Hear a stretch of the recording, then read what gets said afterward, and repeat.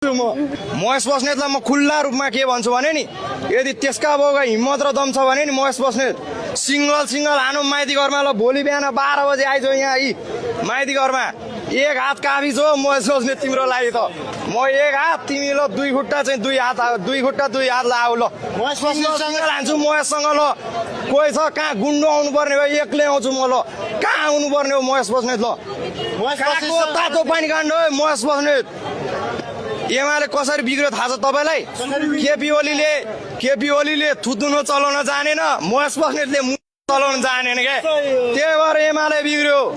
फेरि भन्यो भने महेश सिंगल हानौँ के आइजो। कहाँ आउने हो, गुन्डो आउने कि माइती गराउने? सिंगल हानौँ लु आइजो। लड्ने हो महेश बस्नेतसँग भनिन्छ एक हात महेश बस्नेत चाहिँ दुई हात दुई खुट्टा आउँछु म। एक हात हान्छु महेशलाई। तपाईँको ज्यान हेर्दाखेरि त हावाले उडाउला जस्तै छ त। हावाले उडाउने कुरा नगर्नु न। लुकेको ज्यानको सुकेको बल भने थाहा छैन तपाईँलाई?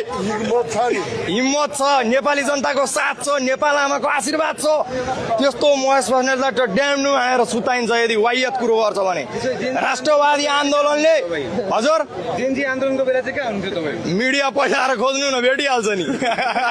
होइन, महेश बस्नेतसँग मेरो त्यही कुरा हो।